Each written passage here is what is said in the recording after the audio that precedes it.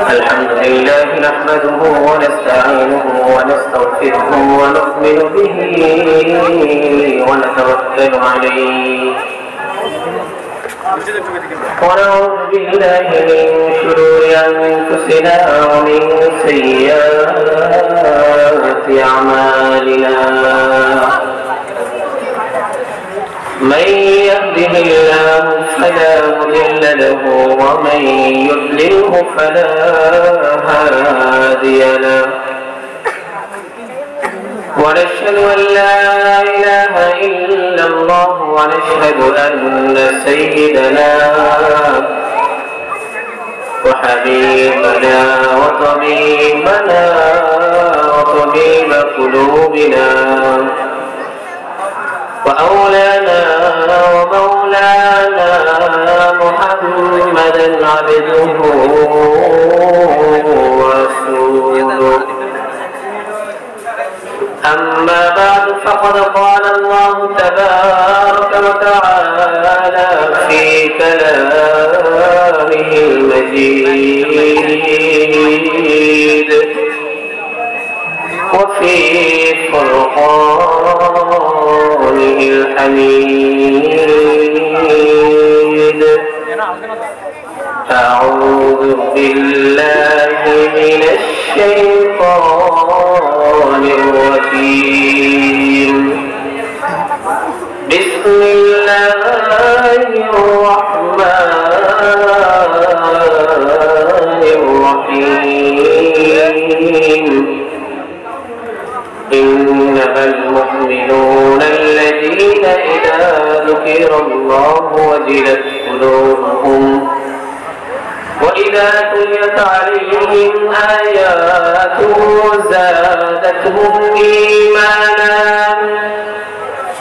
زادتهم إيمانا وعلى ربهم يتوكلون صدق الله العلي العظيم فقال رسول الله صلى الله عليه وسلم عن حذيفة بن اليمان رضي الله تعالى عنه قال إن رجلا حضره الموت لما أئس من الحياة أوصى أهله إذا مت فاجمعوا لي حطبا كثيرا ثم أوروه نارا حتى إذا أكلت لحمي وخلصت إلى عظمي فخذوها فاطحنوها فذروني في اليم في يوم حاد الراحل فجمع الله فقال لما فعلت قال خشيتك فغفر له أو كما قال رسول الله صلى الله عليه وسلم فقال الله تبارك وتعالى في شان حبيبه ومحبوبه ومعشوقه إن الله وملائكته يصلون على النبي يا أيها الذين آمنوا صلوا عليه وسلموا تسليما هذا شغل الشيخ اللهم صل على محمد وعلى آل محمد كما صليت على إبراهيم وعلى آل إبراهيم إنك حميد مجيد খন্দকার জামিয়া আলিয়া শাহীন মাদ্রাসার উদ্যোগে 14তম বার্ষিক ওয়াজ ও দোয়া মাহফিলে শ্রদ্ধাভাজন সর্বজন শ্রদ্ধেয় সম্মানিত সভাপতি স্টেজে উপস্থিত সম্মানিত ওলামায়ে কেরাম আমার সামনে উপবিষ্ট ইসলাম প্রিয় তাওহীদ প্রিয় মুসলিম ভাইয়েরা পর্দার আড়ালে অন্তরালে সম্মানিত মা ও বোনেরা সকলের প্রতি রইল আন্তরিক শুভেচ্ছা ও অভিনন্দন সর্বপ্রথম আল্লাহ রাব্বুল আলামিনের শাহী দরবারে শুকর আদায় করছি যে মহান রব্বুল আলামিন আমাদেরকে এমন এক মহিমান্বিত এমন এক দামি মজলিসে মাগরিবের নামাজের পরে এসে বসার মতো তৌফিক দান করেছেন। এজন্য সেই মহান মালিকের দরবারে হৃদয়ের আবেগ অনুভূতি উজাড় করে নিস্তব্ধতা ভঙ্গ করে একাকার চিত্তে বলিষ্ঠ কণ্ঠে সমস্বরে একযোগে এক হয়ে শ্রদ্ধাজড়িত কণ্ঠে ভালোবাসার জোয়ারে প্লাবিত হয়ে আনন্দের সাথে নিষ্ঠার সাথে শরীরের সবটুকু শক্তি উজাড় করে দিয়ে সেই মহান মালিকের দরবারে কালিমাতুশ শুকর আদায় করি। সকলে করি আলহামদুলিল্লাহ। আল্লাহ আমাদেরকে শুকরগুজার বান্দা হিসেবে কবুল করুক। সকলে বলে আমিন। অগণিত অসংখ্য দুরূদ ও সালাম পেশ করছি বিশ্ব মানবতার মুক্তির দূত, বিশ্ব মানবতার শান্তির দূত, বিশ্ব মানবতার সাইয়্যিদুস সাকলাইন খাতামুন নবিয়্যিন ওয়াল মুরসালিন আতায়ে নামদার তাজদারে মদিনা রাসূল আরবি আতায়ে মাদানী জনাবে মুহাম্মদুর রাসূলুল্লাহ সাল্লাল্লাহু আলাইহি ওয়াসাল্লামের মুহতারাম হাজিরিন, আলোচনার শুরুতেই পবিত্র কালামুল্লাহ শরীফের 8 নম্বর সূরা সূরাতুল আনফাল, সূরাতুল আনফালের 2 নম্বর আয়াতটি আমি আপনাদের সামনে পড়েছি। হাদিসের প্রসিদ্ধ গ্রন্থ, বিখ্যাত গ্রন্থ, আল্লাহ নবী যত বিশুদ্ধ হাদিস আছে বিশুদ্ধ হাদিস থেকে একটি হাদিস আমি আপনাদের সামনে তেলাওয়াত করেছি। হাদিসটি বর্ণিত হয়েছে সহিহুল বুখারীর মধ্যে। হাদিস বর্ণনা করেছেন আল্লাহর নবী সাহাবী হুযায়ফা ইবনে ইয়ামান রাদিয়াল্লাহু তাআলা আনহু। হাদিস নাম্বার হচ্ছে 3479 অর্থাৎ 3479 নম্বর হাদিস। তেলাওয়াতকৃত আয়াত এবং পঠিত হাদিসকে সামনে রেখে কিছু আলোচনা করব। আমার তৌফিক ইল্লাহ বিল্লাহ। মুহতারাম হাজিরিন, আমরা যে মজলিসে বসেছি এটা এমন এক মজলিস যে মজলিসে আল্লাহর রহমত নাযিল হয়। চিল্লায়ে বলেন সুবহানাল্লাহ। আস্তে বলেছেন, জোরে বলেন সুবহানাল্লাহ। আমরা যে মজলিসে বসেছি সেই মজলিসে আল্লাহর পক্ষ থেকে রহমত নাযিল হয়। কি নাযিল হয়? যেখানে কোরআনের আলোচনা হয় সেখানে আল্লাহর রহমত নাযিল হয়। যেখানে হাদিসের আলোচনা হয় সেখানে আল্লাহর রহমত নাযিল হয়। যেখানে আল্লাহর নবীর সুন্নাহ নিয়ে আলোচনা হয় সেখানে আল্লাহর রহমত নাযিল হয়। যেখানে ইসলাম নিয়ে কথা হয় সেখানে আল্লাহর রহমত নাযিল হয়। যেখানে আল্লাহর নবীর জীবনী নিয়ে আলোচনা হয় সেখানে আল্লাহর রহমত নাযিল হয়। যেখানে কোরআনের প্রচার প্রসার হয় সেখানে আল্লাহর রহমত নাযিল হয়। যেখানে ইলমে দ্বীন শিক্ষা করা হয় সেখানে আল্লাহর রহমত নাযিল হয়। কিন্তু এর পরিপ্রেক্ষিতে যেখানে আল্লাহর নাফরমানি করা হয় সেখানে আল্লাহর আযাব নাযিল হয়। যেখানে গান বাদ্য হয় সেখানে আল্লাহর আযাব নাযিল হয়। যেখানে আল্লাহর নাফরমানি হয় সেখানে আযাব নাযিল হয়। যেখানে নাট্য মঞ্চ তৈরি করা হয় সেখানে আযাব নাযিল হয়। যেখানে গান বাজনা নৃত্য বিভিন্ন আয়োজন করা হয় সেখানে আল্লাহর আযাব নাযিল হয়। কিন্তু আমরা মুসলমান হয়েও বর্তমানে আমরা আল্লাহর রহমতের মধ্যে না এসে আল্লাহর আযাবের দিকে দৌড়ে চিল্লায়ে বলে ঠিক না? যার জ্বলন্ত প্রমাণ আজকে এলাকার মধ্যে কি এত এই অল্প কিছু মানুষই আছেন। এখন যদি এখানে একটা ইসলামিক কনসার্টের ব্যবস্থা পরিবর্তে ইসলামিক সম্মাননার পরিবর্তে যদি এখানে একটা গানের মঞ্চ তৈরি করা হতো, এখানে যদি চিত্রনায়ক নায়িকাকে আনা হতো তাহলে কি মানুষের পরিমাণ এই পরিমাণই থাকতো? বলেন না, এই পরিমাণে থাকতো? তাহলে আমরা তো আজকে আশাবাদী হচ্ছে আল্লাহর আযাবের দিকে, রহমতের দিকে না, যার কারণে আজকে আমাদের এই অবস্থা। আমরা নামে মুসলমান কিন্তু কামে মুসলমান আজও আমরা হতে পারি নাই। চিল্লায়ে বলেন ঠিক কিনা? আমরা নামে মুসলমান হতে পেরেছি কিন্তু কামে আমরা মুসলমান হতে পারি না। সমাজ মুসলিয়ান আমরা নামে ইমানদার হতে পেরেছি কিন্তু কামে যারা ইমানদার আল্লাহর সামনে মাহশারের ময়দানে হাসরের ময়দানে যারা নিজেকে ইমানদার রূপে পেশ করতে পারবে, আল্লাহর কাছে যারা নিজেকে ইমানদার মুমিন হিসেবে প্রমাণ করতে পারবে, এমন ইমানদার কারা, সেই বিষয়ে আজকে আমার আলোচনা। সেই বিষয়টি সামনে রেখে আমি আপনাদের সামনে কোরআনুল কারীমের 8 নম্বর সূরা সূরাতুল আনফালের 2 নম্বর আয়াতটি পড়েছি। সূরাটি বর্ণিত হয়েছে 9 নম্বর পারা 16 নম্বর পৃষ্ঠায়। সেখানে আল্লাহ বর্ণনা করেছেন, আল্লাহ বলেছেন কারা মুমিন, মুমিনের পরিচয় দিকে সর্বপ্রথম বলেছেন ইন্নামাল মুমিনুনা আল্লাযীনা ইযা যুকিরাল্লাহু ওয়াজিলাত কুলুবুহুম ইন্নামাল মুমিনুনা আল্লাযীনা ইযা যুকিরাল্লাহু ওয়াজিলাত কুলুবুহুম। নিশ্চয়ই মুমিন ইন্নামাল মুমিনুনা আল্লাযীনা ইযা যুকিরাল্লাহু ইযা যুকিরাল্লাহু ওয়াজিলাত কুলুবুহুম। প্রকৃত মুমিন, নিশ্চয়ই মুমিন, অবশ্যই আমি আল্লাহর কাছে মুমিন হিসেবে যারা প্রমাণ করতে পারবে, আমি আল্লাহর কাছে যারা মুমিন পরিচয় দিয়ে হাসরের ময়দানে পরিচয় দিতে পারবে, যারা আইডেন্টিফাই করতে পারবে হাসরের ময়দানে, যারা আমি আল্লাহর কাছে নিজেকে মুমিন হিসেবে পরিচয় করাতে চায়, তারা কারা? আল্লাহ বলেন আল্লাযীনা ইযা যুকিরাল্লাহু ওয়াজিলাত কুলুবুহুম। তারা হচ্ছে এক নাম্বার মুমিন হতে হলে 1 নাম্বার গুণ হচ্ছে আল্লাযীনা আল্লাযীনা ইযা যুকিরাল্লাহু ওয়াজিলাত কুলুবুহুম, যখনই তাদের সামনে আল্লাহর আলোচনা করা হয়, সাথে সাথে আল্লাহর কথা শোনার সাথে সাথে, আল্লাহর নামটা তাদের সামনে পেশ করার সাথে সাথে, আল্লাহর কথাটা তাদের সামনে বলার সাথে সাথে তাদের হৃদয়টা কেঁপে ওঠে, তাদের অন্তরটা কেঁপে ওঠে। আল্লাহর আলোচনা যখন তাদের সামনে করা হয়, আল্লাহর আলোচনা যখন তাদের সামনে পেশ করা হয়, আল্লাহর বরত্ব মহত্ব যখন তাদের সামনে বর্ণনা করা হয়, এক নাম্বার মুমিন হলে এক নাম্বার তার মধ্যে যে কাজটা করবে সেটা হচ্ছে সাথে সাথে তার হৃদয়টা কেঁপে উঠবে। চিল্লায়ে বলেন সুবহানাল্লাহ। কি বলেন? আমরা কি যখনই আল্লাহ আলোচনা হয়, এখানে আল্লাহর আলোচনা হচ্ছে, যদি আল্লাহর ভয় আমাদের ভিতরে থাকতো, চা স্টোরে না বসে, দোকানপাটে না বসে, রাস্তাঘাটে না বসে, বাড়ি ঘরে না বসে আল্লাহর এই দিনের মজলিসে আসতো, মজমায় আসতো, আসরের ময়দানে আল্লাহর সামনে নিজেকে ইমানদার হিসেবে পেশ করতে পারতো, তাহলে মুমিন হিসেবে আল্লাহর সামনে দাঁড়াতে পারতো। চিল্লায়ে বলেন ঠিক না?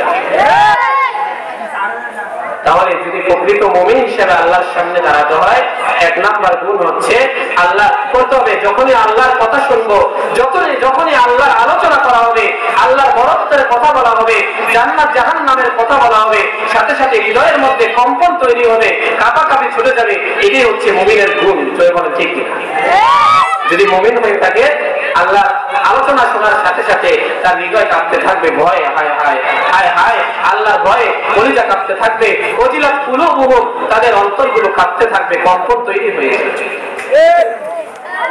সম্মানিত মুসল্লিয়ান, হাদিস জগতের সম্রাট, জগৎ বিখ্যাত মুহাদ্দিস, জগৎ বিখ্যাত হাদিস বিশারদ, জগৎ বিখ্যাত আবেদ ইবাদত গুজার একজন তাবিঈ, নাম হচ্ছে আব্দুল্লাহ ইবনে মুবারক। আপনারা নাম শুনেছেন? আব্দুল্লাহ ইবনে মুবারক। আব্দুল্লাহ ইবনে মুবারক তিনি ছিলেন একজন মুহাদ্দিস, জগৎ বিখ্যাত মুহাদ্দিস, আবেদ ইবাদত গুজার, আল্লাহর প্রিয় ভাজন, আল্লাহর ওলি, একজন বুজুর্গ ছিলেন তিনি। সে আব্দুল্লাহ ইবনে মুবারক তিনি হাদিসের দর্স দিতেন, ছাত্রদেরকে হাদিস পড়াতেন। সে আব্দুল্লাহ ইবনে মুবারক যখন মারা গেল, আব্দুল্লাহ ইবনে মুবারক মারা যাওয়ার পরে তার সহযোগী, তার সমবয়সী, তার যুগের একজন বুজুর্গ একদিন স্বপ্নে আব্দুল্লাহ ইবনে মুবারকের সাথে সাক্ষাৎ হয়েছে। চিল্লায়ে বলেন সুবহানাল্লাহ। আব্দুল্লাহ ইবনে মুবারক যখন মারা গেছে, স্বপ্নে আব্দুল্লাহ ইবনে মুবারকের সাথে তার সমবয়সী, তার যুগের একজন বুজুর্গের সাক্ষাৎ হয়েছে। ওই বুজুর্গ স্বপ্নে দেখতে পেলেন আব্দুল্লাহ ইবনে মুবারক। ওই বুজুর্গ যখন আব্দুল্লাহ ইবনে মুবারকের সাথে সাক্ষাৎ হয়ে গেল, আব্দুল্লাহ ইবনে মুবারক কি স্বপ্নের মধ্যে জিজ্ঞাসা করলেন, আল্লাহর ওলি, আল্লাহর বুজুর্গ আব্দুল্লাহ ইবনে মুবারক, আপনি তো দুনিয়া থেকে চিরবিদায় হয়ে আল্লাহর মেহমান হয়ে চলে গেছেন। আল্লাহর মেহমান হয়ে যাওয়ার পরে, অমর জগতে যাওয়ার পরে আল্লাহ আপনার সাথে কি আচরণ করেছে, কি মুআমালা করেছে? আব্দুল্লাহ ইবনে মুবারক স্বপ্নের মধ্যে সেই বুজুর্গ দেখেছেন। আব্দুল্লাহ ইবনে মুবারক জবাব দিয়েছে যে আমি আল্লাহর সাথে সাক্ষাৎ করার পরে আমার জন্য ভালোই ফয়সালা হয়েছে। আমি জান্নাত পেয়েছি ঠিক, কিন্তু জান্নাত পাওয়ার পরেও আমার একটা আফসোস আছে। কি আছে? আফসোস শুধু দুনিয়ায় থাকবে না, হাসরের ময়দানে, মাহশারের ময়দানে জান্নাত পাওয়ার পরেও আফসোস থাকবে। জান্নাত পাওয়ার পরেও কি থাকবে? আফসোস থাকবে।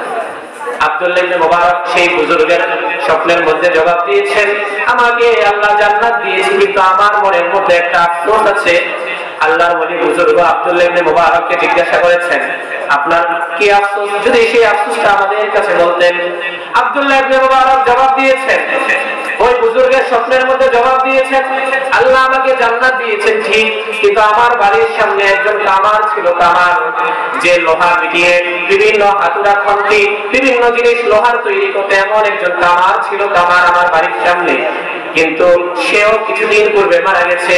কিন্তু আব্দুল্লাহ ইবনে মুবারক বলেন, আমি এত বড় হাদিস বিশারদ ছিলাম, আমি এত বড় মুহাদ্দিস ছিলাম, কিন্তু সে একজন কামার হয়ে সেই কামার আমার চেয়ে বেশি বড় জান্নাত পেয়ে গেছে। যারা বলবেন না সুবহানাল্লাহ, আর চিল্লায়ে বলেন সুবহানাল্লাহ। আব্দুল্লাহ ইবনে মুবারক ছিলেন হাদিস বিশারদ, হাদিস জগতের সম্রাট। তিনি হাদিস পড়াতেন, আল্লাহর নবীর হাদিস নিয়ে গবেষণা করতেন। সে আব্দুল্লাহ ইবনে মুবারকের চেয়ে বড় জান্নাত পেয়েছেন একজন কামার। একজন কি? কামার। আপনারা কি কামার চিনেন? আপনারা কামার চিনেন? সেই কামার আব্দুল্লাহ ইবনে মুবারক যিনি হাদিস পড়াতেন, হাদিস নিয়ে মেহনত করতেন, সেই কামার আব্দুল্লাহ ইবনে মুবারক থেকে বড় জান্নাত পেয়েছে। এটা আব্দুল্লাহ ইবনে মুবারকের মধ্যে একটা আফসোস হয়ে গেছে। বুজুর্গ যখন ঘুম ভেঙে গেল, স্বপ্নে এই কাণ্ড দেখার পরে যখন ঘুম ভাঙলো, তিনি চিন্তা করলো যে সে আল্লাহ, সেই কামারের বাড়িতে আমার যাওয়া দরকার এবং তার খোঁজ খবর নেওয়া দরকার। একজন কামার হওয়া সত্ত্বেও একজন হাদিস বিষয়ক জগৎ বিখ্যাত মুহাদ্দিস আব্দুল্লাহ ইবনে মুবারকের চেয়ে উঁচু জান্নাত পেয়েছে, কারণটা কি? তখন সেই বুজুর্গ ঘুম ভাঙার পরে, স্বপ্ন ভাঙার পরে, পরের দিন সকালবেলা সেই কামারের বাড়িতে চলে গেলেন। গিয়ে সে কামারের স্ত্রীর কাছে গিয়ে জিজ্ঞাসা করলেন, ও আল্লাহর বান্দি, আপনার স্বামী কামার ছিল, আপনি তো তার জীবন অঙ্গিনী ছিলেন, তার জীবন সঙ্গিনী ছিলেন, তার জীবনের অর্ধাঙ্গিনী ছিলেন, আপনি তার জীবন সম্পর্কে ভালো জানবেন। আপনার স্বামী কি আমল করেছে যার কারণে আমি স্বপ্নে দেখেছি আব্দুল্লাহ ইবনে মুবারকের চেয়ে বড় জান্নাত পেয়েছে আপনার স্বামী? তখন স্ত্রী বলে, আমি তার সাথে যতদিন সংসার করেছি, ঘর সংসার করেছি, আমি যতদিন তার সাথে ছিলাম ততদিন পর্যন্ত আমি তাকে বেশি কোনো আমল করতে দেখি নাই। তবে দুইটা বিষয় আমি তার সম্পর্কে সবচেয়ে ভালো করে জানি। এর মধ্যে এক নাম্বার বিষয় হচ্ছে, যখনই তিনি কোনো কাজ দেখতেন, ভালো কাজ অন্য কাউকে করতে দেখতেন, তখন তিনি যদি নিজে করতে না পারতেন, সেই ভালো কাজের জন্য আফসোস করতেন। কি করতেন? চিল্লায় বলেন না, কি করতেন? ভালো কাজের জন্য আফসোস করতেন। একজনকে দেখতেছেন ভালো কাজ করতেছে কিন্তু নিজে করতে পারেন না, এটার জন্য আফসোস করতেন। তার স্ত্রী বলে, আব্দুল্লাহ ইবনে মুবারক ছিল আমার পাশের প্রতিবেশী, একজন বুজুর্গ আল্লাহর ওলি হাদিস বিশারদ ছিলেন আব্দুল্লাহ ইবনে মুবারক। তিনি সারাদিন ব্যাপী হাদিসের সবক পড়াতেন। রাতের বেলায় গরমকালে ছাদের মধ্যে দাঁড়িয়ে দাঁড়িয়ে আল্লাহর ইবাদত করতেন, তাহাজ্জুদ করতেন। রাতের বেলা দাঁড়িয়ে দাঁড়িয়ে আল্লাহর ইবাদতে তিনি রাত্রি কাটিয়ে দিতেন। কিন্তু আমার স্বামী কামার হওয়ার কারণে রাতের বেলায় তিনি লোহা পিটিয়ে তার বন্দি বানাতেন। কিন্তু বাড়ির বাইরে উঠানে দিয়ে যখন তিনি লোহা দিয়ে তিনি বিভিন্ন যন্ত্রপাতি তৈরি করতেন, তখন তিনি বাড়ির পাশে ছাদের মধ্যে আব্দুল্লাহ ইবনে মুবারককে দেখতে পেতেন যে তিনি দাঁড়িয়ে নামাজ পড়ছে। চিল্লায়ে বলেন না সুবহানাল্লাহ। তিনি কামার হওয়ার কারণে তিনি রাত্রে বাহিরে লোহা নিয়ে বিভিন্ন কাজ করেন, আর পাশের বিল্ডিং এ আব্দুল্লাহ ইবনে মুবারক তিনি ছাদের মধ্যে দাঁড়িয়ে দাঁড়িয়ে আল্লাহর ইবাদতে কাটিয়ে দেন। চিল্লায়ে বলেন সুবহানাল্লাহ। কামার যখন আব্দুল্লাহ ইবনে মুবারক, আমার স্বামী যখন সে আব্দুল্লাহ ইবনে মুবারককে ছাদের মধ্যে দেখতেন যে তিনি সেখানে দাঁড়িয়ে দাঁড়িয়ে নামাজ পড়েন, তখন আমার স্বামী চোখের পানি ছেড়ে দিতেন। চোখের পানি ছেড়ে দিয়ে তিনি আফসোস করতেন, হায় আল্লাহ, আপনি আমাকে কামার বানিয়েছেন, আপনি আমাকে এমন জ্ঞান দান করেন নাই, এমন এলেম দান করেন নাই। আব্দুল্লাহ ইবনে মুবারক তাকে আপনি এমন এলেম দান করেছেন, এমন সময় দিয়েছেন, এমন সুযোগ দিয়েছেন, তিনি সারাদিন ব্যাপী হাদিসের খেদমত করে আবার রাত্রে আপনার জন্য দাঁড়িয়ে দাঁড়িয়ে তাহাজ্জুদের মধ্যে রাত্র কাটিয়ে দেয়। কিন্তু আমি কামার হওয়ার কারণে আমি হাদিসের সবক পড়াতে পারি না, আমি রাত্রে দাঁড়িয়ে দাঁড়িয়ে আপনার ইবাদত করতে পারি না। কিন্তু আব্দুল্লাহ ইবনে মুবারক ইবাদত করে আমার দেখে বড় আফসোস হয়। আল্লাহ হাসরের ময়দানে আব্দুল্লাহ ইবনে মুবারককে আপনি যে জান্নাত দিবেন, আমি কামার হওয়ার কারণে আমাকে সেই জান্নাত থেকে বঞ্চিত করিয়েন না। চিল্লায়ে বলবেন না সুবহানাল্লাহ। তার মনে আফসোস ছিল, আফসোস, আমি কামার হওয়ার কারণে আমি ইবাদত করতে পারি না। আব্দুল্লাহ ইবনে মুবারক পাশের বিল্ডিং এর ছাদের মধ্যে দাঁড়িয়ে দাঁড়িয়ে তিনি ইবাদতের মাধ্যমে রাত্রে কাটিয়ে দেয়, কিন্তু আমি কামার হওয়ার কারণে আমি কোনো ইবাদত করতে পারি না। আফসোস ছিল, আফসোস, তাহাজ্জুদ ছিল ভিতরে। কি ছিল? তাহাজ্জুদ, আফসোস ছিল। এই আফসোসের একটা ছিল এমন আমল, আমার স্বামী যখনই কোনো ভালো কাজ হতো নিজে করতে পারতো না, কিন্তু এটার জন্য আফসোস করতো। কি করতো? আফসোস করতো। দ্বিতীয় নাম্বার আমার স্বামীর আমল ছিল, যখনই তিনি লোহার পিটানোর জন্য হাতুড়িটা মাথার উপরে তুললেন, হাতুড়িটা পিছনে নিয়েছেন, এমন সময় দেখেছেন মসজিদের মুয়াজ্জিন সাহেব আযান দিয়ে দিয়েছে, আল্লাহু আকবারের ধ্বনি দিয়েছে। আল্লাহু আকবার অর্থ আল্লাহু আকবার মিন কুল্লি শাইইন, আল্লাহ দুনিয়ার সব কিছু থেকে বড়, আল্লাহ সব কিছু থেকে বড়। যখন এই আযান মুয়াজ্জিন সাহেব মসজিদের মাইক থেকে দিয়ে দিতেন, এই এলান দেওয়ার সাথে সাথে আমার স্বামী হাতুড়ি পিছাতেন। হাতুড়ি যখন পিছনে নিয়েছেন আর মসজিদের মাইক থেকে আযান সম্পদ, আযানের সুর ধ্বনি ভেসে এসেছে আল্লাহু আকবার, পিছন থেকে হাতুড়িটার সামনে আনেন নাই, পিছনে নিয়েছেন, পিছনে ফেলেই তিনি মসজিদে চলে গেছেন। সুবহানাল্লাহ। আর আসতে বলেন সুবহানাল্লাহ। জমা করে রাখেন, বাড়িতে গিয়ে বলেন সুবহানাল্লাহ। আমার স্বামীর দ্বিতীয় নাম্বার একটা আমল ছিল যে তিনি হাতুড়ি পিটাতেন, হাতুড়িটা পিছনে নিয়েছেন, এমন সময় মসজিদের মাইক থেকে আজান হয়েছে আল্লাহু আকবার, তিনি পিছন থেকে হাতুড়িটার সামনের দিকে আনেন নাই, পিছনেই তিনি হাতুড়ি ফেলে মসজিদের দিকে দৌড়িয়েছেন। কারণ তিনি সবসময় বলতেন, যখনই বলা হয় আল্লাহু আকবার, এই আল্লাহর আলোচনা, আল্লাহর কথা যখন শুনি, সাথে সাথে আমার হৃদয়ের মধ্যে কম্পন তৈরি হয়ে যায়, আমি আর আমার কাজের মধ্যে থাকতে পারি না, সাথে সাথে মসজিদের দিকে দৌড়ে চিল্লাইয়া বলেন সুবহানাল্লাহ। আমার স্বামীর এর চেয়ে বড় কোনো আমল আমি দেখি নাই। এই দুইটাই তার মধ্যে আমল ছিল। এক নম্বর আমল ছিল আফসোস ছিল কোনো ভালো কাজ করতে না পারলে। দুই নম্বর আমল ছিল যখনই মসজিদের মাইক থেকে আল্লাহু আকবার, আল্লাহর আলোচনা করা হতো, সাথে সাথে তিনি মসজিদের দিকে দৌড়াইতেন। কারণ ওয়াজিলাত কুলুবুহুম আই ওয়াজিলাত কলবুহু ওয়াখাফা মিনহু। ওয়াজিলাত কুলুবুহুম, তাফসীর ইবনে কাসিরের মধ্যে আল্লামা ইবনে কাসির রাহিমাহুল্লাহ এই আয়াতের ব্যাখ্যা করেছেন। ওয়াজিলাত কুলুবুহুম আই খাফা মিনহু ফাআলা আওয়ামিরহু ওয়া তারাকা জাওয়াজিরহু, অর্থাৎ ওয়াজিলাত কুলুবুহুম, যখনই আল্লাহর আলোচনা করা হয়, আল্লাহর বরত্ব নিয়ে কথা বলা হয়, আল্লাহর আযাব সম্পর্কে কথা বলা হয়, ওয়াজিলা কলবুহু আই খাফা মিনহু, আল্লাহ সম্পর্কে ভয় তৈরি হয়ে যায়, ফাআলা আওয়ামিরহু, অর্থাৎ আল্লাহর যত বিধিবিধান আছে সবগুলো পড়তে শুরু করে, ও তারাকা জাওয়াজিরহু, আল্লাহর যত ধমক আছে, আল্লাহর যত নিষেধাজ্ঞা আছে সবকিছু ছেড়ে দেয়। এটার ব্যাখ্যাই হচ্ছে ওয়াজিলাত কুলুবুহুম। জোরে বলেন সুবহানাল্লাহ। তাহলে আমি আপনাদের সাথে আলোচনা করছিলাম যে প্রকৃত মুমিন হিসেবে যদি আল্লাহর সামনে নিজেকে দাঁড় করাতে হয়, এক নাম্বার গুণের অধিকারী হতে হবে, যখনই আল্লাহর কথা শুনবে, যখনই আল্লাহর সম্পর্কে আলোচনা করা হবে, ওয়াজিলাত কুলুবুহুম আর ওয়াজিলা কলবুহু, সাথে সাথে তার হৃদয়ের মধ্যে কম্পন তৈরি হয়ে যাবে। কি তৈরি হয়ে যাবে? জোরে বলেন না, কি তৈরি হয়ে যাবে? কম্পন তৈরি হয়ে যাবে। আমাদের হৃদয়ে কি কম্পন তৈরি হয়? এখানে আল্লাহর আলোচনা করা হচ্ছে, কোরআন থেকে আলোচনা হচ্ছে, হাদিস থেকে আলোচনা হচ্ছে, যদি আমাদের হৃদয়ে ওয়াজিলাত কুলুবুহুম থাকতো, তাহলে এখন দোকানপাটে বসে থাকতে পারতো না। চিল্লাইয়া বলে ঠিক কিনা? যদি আল্লাহর ভয় আমাদের ভিতরে থাকতো, তাহলে দোকানপাটে বসে থাকতে পারতো না। জোরে বলেন না, থাকতে পারতো? আপনারা যে এখানে বসেছেন একজনের সন্তুষ্টির জন্য, চিল্লাইয়া বলেন তিনি কে? এখানে বসেছেন একজনের সন্তুষ্টির জন্য, চিল্লাইয়া বলেন না তিনি কে? আমরা এখানে বসেছি একমাত্র আল্লাহর সন্তুষ্টির জন্য। কার সন্তুষ্টির জন্য? আল্লাহর সন্তুষ্টির জন্য। মহতারাম হাজিরিন, তাহলে আমরা যদি আল্লাহর সামনে নিজেকে প্রকৃত মুমিন হিসেবে দাঁড় করাতে হয়, মাহশারের ময়দানে, হাসরের ময়দানে যদি আল্লাহর সামনে নিজেকে ঈমানদার হিসেবে পেশ করতে হয়, তাহলে আমাদের ভিতরে এক নাম্বার গুণ তৈরি করতে হবে, যখনই আল্লাহর কথা শুনবো, যেখানে আল্লাহর আলোচনা হবে, যেখানে আল্লাহর বরত্বের কথা হবে, যেখানে আল্লাহর আযাব সম্পর্কে কথা হবে, যখনই আল্লাহর আলোচনা শুনবো, সাথে সাথে অন্তরের মধ্যে আল্লাহ সম্পর্কে ভয় তৈরি হয়ে যাবে। এটা হচ্ছে মুমিনের এক নাম্বার গুণ। সূরাতুল আনফালের 2 নাম্বার আয়াতে দেখেন। 2 নাম্বার, ওয়া ইযা তুলিয়াত আলাইহিম আয়াতুহু যাদাতহুম ঈমানা।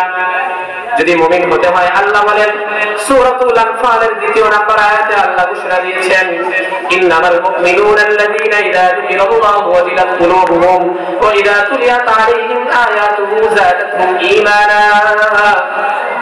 যখনই আল্লাহর আয়াত সম্পর্কে আলোচনা করা হবে, যখনই আল্লাহর বিভিন্ন নিদর্শনাবলী নিয়ে আলোচনা করা হবে, ওয়াইদা তুলিয়াত আলাইহিম আয়াতুহু, যখনই আল্লাহর কোরআন নিয়ে তেলাওয়াত করা হবে, আল্লাহর কোরআন পড়বে, সাথে সাথে তাদের ঈমান বাড়তে থাকবে। আল্লাহর কোরআনের তেলাওয়াত হবে, সাথে সাথে ঈমান বাড়তে থাকবে। আল্লাহর কোরআন তেলাওয়াত হবে, সাথে সাথে ঈমান বাড়তে থাকবে। তাহলে যদি তোমার যদি এমন অবস্থা তৈরি হয় যে আল্লাহর আয়াত আলোচনা হচ্ছে, আল্লাহর কোরআন পড়া হচ্ছে, তোমার ঈমানের মধ্যে বৃদ্ধি পাচ্ছে, তোমার ঈমান আস্তে আস্তে বাড়ছে, আল্লাহ সম্পর্কে বরত্ব তৈরি হচ্ছে, আল্লাহর ভয় তৈরি হচ্ছে, তাহলে বুঝবে তুমি প্রকৃত ঈমানদারের কাতারে যাচ্ছ। চিল্লায়ে বলেন সুবহানাল্লাহ। প্রকৃত মুমিন হতে হলে 2 নাম্বার গুণ, ওয়াইদা তুলিয়াত আলাইহিম আয়াতুহু যাদাতহুম ঈমানা। যখন আল্লাহর আয়াত নিয়ে কথা হবে, যখন আল্লাহর কোরআন একটা আয়াত তেলাওয়াত করা হবে, ঈমান আস্তে আস্তে বাড়তে থাকবে। ঈমান কি থাকবে? আস্তে আস্তে বাড়তে থাকবে। কিন্তু আমাদের ঈমান কি বাড়ে? জোরে বলেন না, বাড়ে না। আর আমাদের ঈমান কি বাড়ে? কৃষ্ণপুর এলাকায় কি অল্প বাজার, এখানে কৃষ্ণপুরের অনেক মানুষ, অনেক দূর দূরান্ত থেকে এখানে মানুষ আছে, কৃষ্ণপুরের অনেক মানুষ এখানে নেই। এখানে তো আল্লাহ আয়াত তেলাওয়াত করা হচ্ছে, ঈমান বাড়ছে। ও ঈমান, আমরা নামে মুসলমান, কামে আমাদের কোন ঈমানদারের পরিচয় নেই। চিল্লায়ে বলেন ঠিক? আমরা নামে মুসলমান, এই ঈমান নিয়ে হাসরের ময়দানে, মাহশারের ময়দানে আল্লাহর সামনে দাঁড়ানো সম্ভব নয়। হুযায়ফা ইবনুল ইয়ামান থেকে আমি আপনাদের সামনে একটা হাদিস পড়েছি। হাদিসটি এসেছে বুখারী শরীফের মধ্যে 3479 নম্বর হাদিস। হুযায়ফা ইবনুল ইয়ামান